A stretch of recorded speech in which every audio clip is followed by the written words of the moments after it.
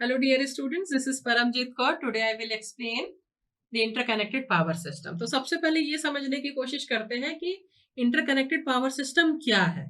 So this is the connection of various generating stations in parallel is called the interconnection of power station or also called the interconnected grid system. तो हम लोगों ने अभी तक क्या देखा कि जनरेटिंग स्टेशंस में जो लोड होते हैं वो कभी भी कांस्टेंट नहीं होगा, फिक्स्ड नहीं होगा. ये हमेशा विद रिस्पेक्ट टू टाइम इसमें हमेशा चेंजेस आते रहते हैं. क्यों चेंजेस आते हैं? क्योंकि लोड या कंज्यूमर एंड पे जो आपका कंजम्पशन है उसकी वैल्यू कभी फिक्स नहीं होती, वो हमेशा चेंज होती रहती है. तो हमेशा जो आपके लोड होंगे उसमें वेरिएशंस आते रहेंगे. तो इसको ध्यान में रखते हुए लोड को हमने दो तरीके से कैटेगराइज किया. पहला तो बेस लोड और दूसरा पीक लोड. बेस लोड क्या है? जैसा नाम से ही क्लियर है, ये बेस बना के दे रहा है, मतलब इसके नीचे हमारा लोड नहीं जाएगा, स्टेशन का लोड इससे हमारा नीचे नहीं जाएगा. ये एक अनवेरिंग लोड है जो वेरी नहीं हो रहा है, या फिर हम बोल सकते हैं ये एक फिक्स्ड लोड है और थ्रू आउट द डे ये हमेशा ये लोड आपका क्या है? बना रहेगा. पीक लोड क्या होते हैं? बेस लोड के ऊपर होते हैं और ये कुछ टाइम इंटरवल के लिए होंगे, ये पूरे दिन के लिए नहीं होंगे या एक लॉन्गर ड्यूरेशन के लिए नहीं होगा, ये एक शॉर्ट ड्यूरेशन के लिए होंगे और बेस लोड के ऊपर होंगे. ठीक है. सो अब यहां पर अगर हम लोग देखें तो आपके पास में जो जनरेटिंग स्टेशंस हैं वो कई तरीके के जनरेटिंग स्टेशंस हैं, जो कुछ आपको बेस लोड पे वर्क करते हैं और कुछ आपके पीक लोड पे वर्क करते हैं. इंटरकनेक्टेड पावर सिस्टम को कुछ इस तरीके से डिजाइन किया गया है कि हम लोड के हिसाब से, कुछ लोड हमारे पास में ऐसे हैं जो थ्रू आउट द डे हमारे जिनकी डिमांड बनी रहती है, कुछ लोड हमारे ऐसे हैं जो शॉर्ट ड्यूरेशन के लिए वर्क करते हैं, फिर उनकी जरूरत हमें नहीं होती है.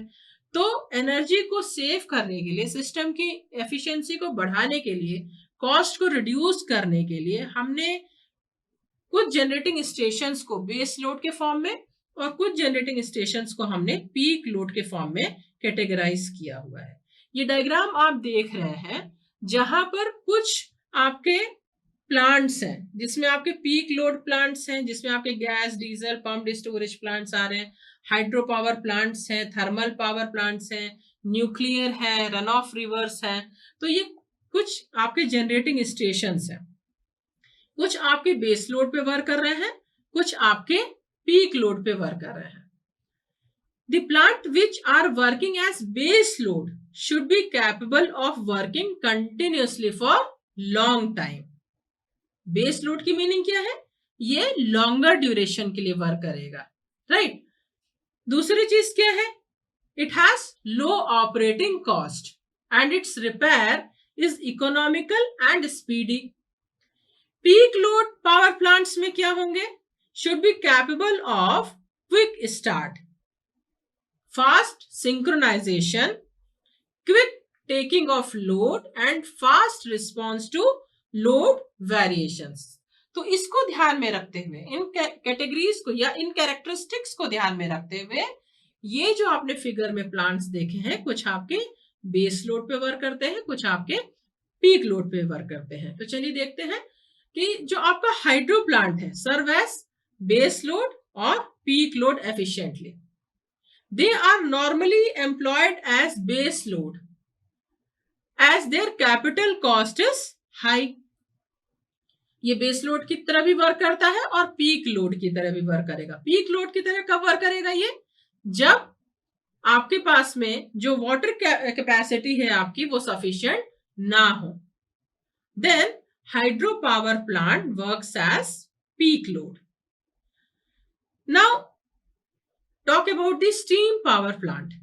We know that the cost of generation of steam power plant is minimum. So, hence, it can be employed as base load. Nuclear power plant are also employed as base load. But the diesel, gas, pumped storage plants are used as the peak load plants. तो अब इस तरह की हमने एक category define कर ली है.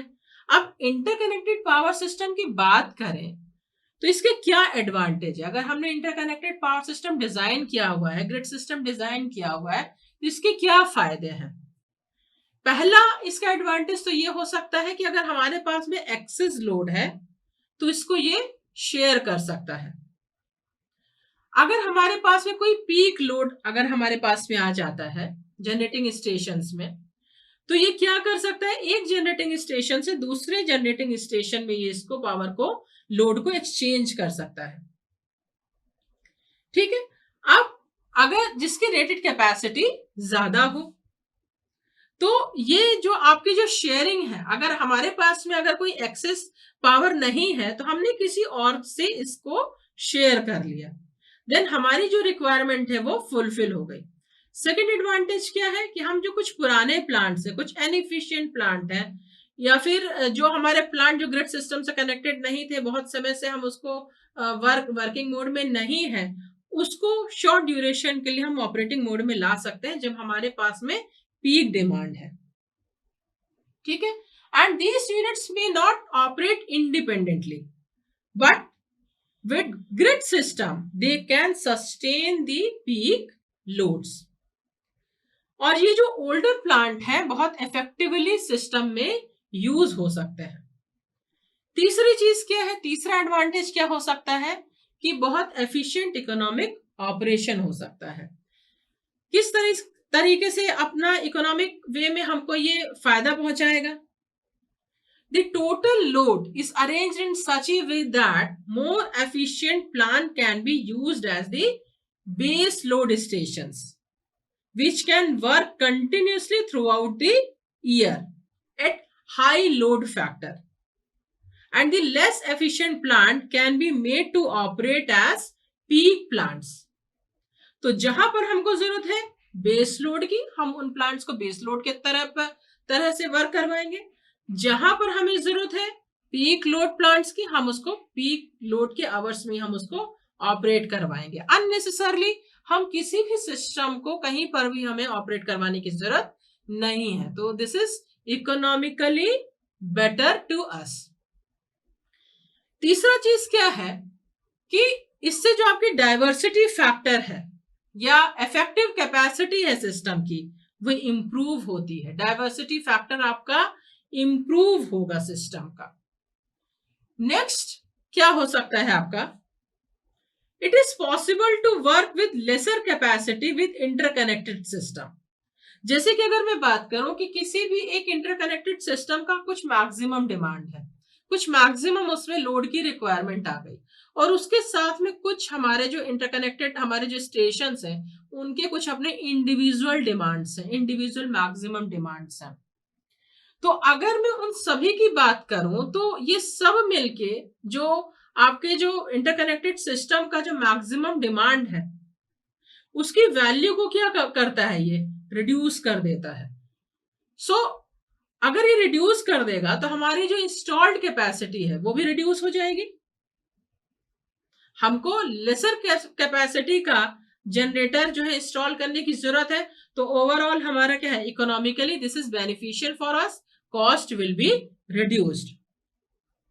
दूसरी चीज ये है कि जो नेक्स्ट इसका एडवांटेज है वो क्या है कि हर पावर प्लांट के पास में जब कोई एबनॉर्मल सिचुएशन आती है तो उनके पास में कुछ रिजर्व स्टैंड बाय होते हैं, रिजर्व स्टैंड बाय यूनिट्स होते हैं जो ऑपरेटिंग मोड में आते हैं जब उनके पास में एडिशनल डिमांड अगर उनके पास में आता है। तो अगर हम ग्रिड सिस्टम की बात करते हैं, इंटरकनेक्टेड ग्रिड सिस्टम की बात करते हैं, तो वहां पर हमें रिजर्व कैपेसिटी जो रखने की जरूरत है बहुत ही कम हो जाती है, जिसकी वजह से सिस्टम की एफिशिएंसी हमारी इंप्रूव होगी। राइट। नेक्स्ट इसका एडवांटेज क्या हो सकता है, रिलायबिलिटी होगी and continuity of the supply. Reliability due to continuity of the supply, ये हमारा बहुत इंप्रूव्ड वे में होगा।